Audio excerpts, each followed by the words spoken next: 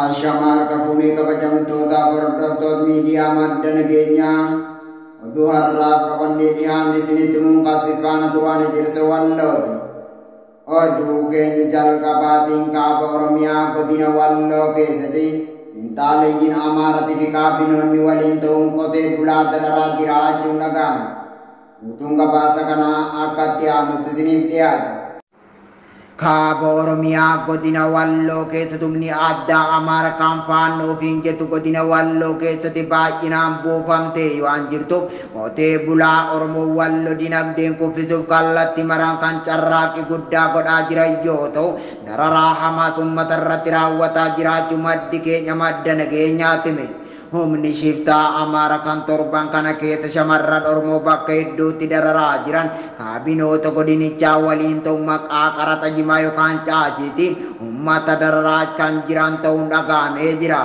Guyyaa dheengaddaa irraa eegaluun humnoonni shiftaa Amaara kun bakkoota hedduutti kellaa ijaarrachuun qotee bulaa jimaa yookaan caatii gurguratanii of jiraachisan qaraxa fidaa jechuun humnaa ol kan qarshii irraa saamaa jiran yoo ta'u, nama jimaa qotee bulaa Oromoo irraa bitus qaraxni kiiloodhaan jechuudhaan kiiloo tokko qarshii 30 irraa saamaa jiraachuu jiraattonni onichaa madda nageenyaatti himanii jiru.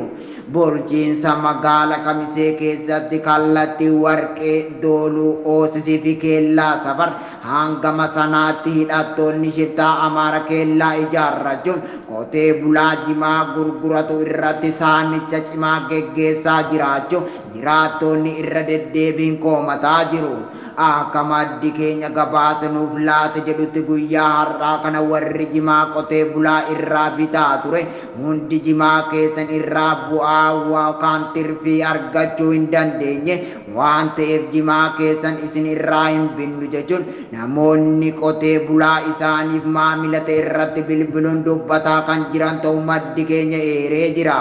Akkasumas akka qeerroon Oromoo Walloo tokko magaala Kamisee irraa bilbilaan dubbisne wanti yeroo ammaa kana Walloo irratti raawwatamaa jiru qotee bulaa Oromoo Walloo dinagdeedhaan kuffisuuf beelaaf saaxiluudhaaf akka ta'e nuuf galee jira jechuun dubbatu maddi keenya garasii gabaase nuuf laate.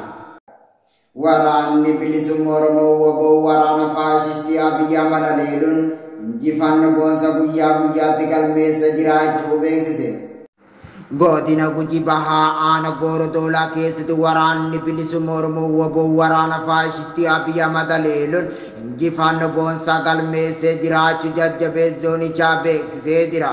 Abdiif gaachanni saba Oromoo gootichi waraana bilisummaa Oromoo WBO'n waraana ergamtu bilxiginnaa irratti tarkaanfii laalessaa fudhatuun hedduu ishee du'aaf madoo yoo adabu meeshaalee gosa garaa garaa irraa hiikuun galii moora qabsoo bilisummaa Oromootiif oolchuu ajaja waraana bilisummaa Oromoo zoonichaa beeksisee jira.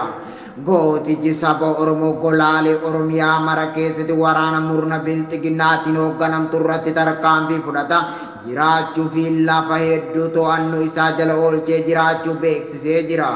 WBO'n Gujii Bahaa Aanaa Goorodoolaa keessa socho'u waraana tiksituu impaayera Itoophiyaa Abiyyi Ahmadiin durfamu kan manneen qotee bulaa abiddaan barbadeessuun beekamtu haattee itti hidhuun hedduu ishee yoo ajjeesu kaanis madeessu meeshaalee gurguddaa kanneen akka EKM bireenii Sinaayippera diishqaa fi kan kana fakkaatan irraa hiikuun galii moora qabsoo bilisummaa Oromootiif oolchee jiraachuu jaallan zoonichaa irraa odeeffannee jirra.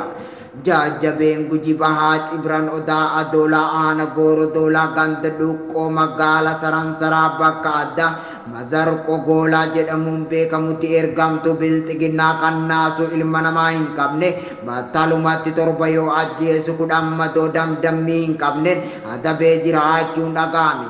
Oduu wal fakkaatuun irreef gaachanni uummata Oromoo WBO zoonii kibbaa Koonya Gujii lixaa Cibran Goorodoolaatii fi madda albuuda waliin ta'uun Aanaa Dugdaa Daawwaa ganda dhaadachoo baay'aa seenuudhaan ganama akka sa'aatii impaayera Itoophiyaatti 11tti lukeelee diinaa warreen uummata Oromoo hataa fi saamaa jiran irratti guyyaa kaleessa hagaya 24 bara 2022 lola banee 2 battalatti yommuu ajjeesu gariin madeessuun saddeetammoo harkumaan qabee booji'ee jiraachuu ajajaa zoonichaa beeksisee jira.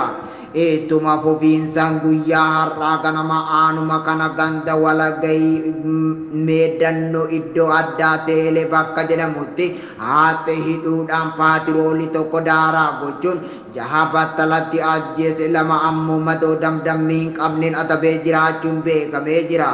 Gama meeshaatiin qawwee AKM 10 irraa hiikuun galii dantaa qabsoo bilisummaa Oromootiif oolchee jira. Egaa kabajamtoota hordoftoota miidiyaa madda nageenyaa oduun har'aa qabannee dhiyaanne kana gammaa daawwatanidha. Qophiilee madda nageenyaatiif waan gama kiyyaan nagaatti isinii jedha.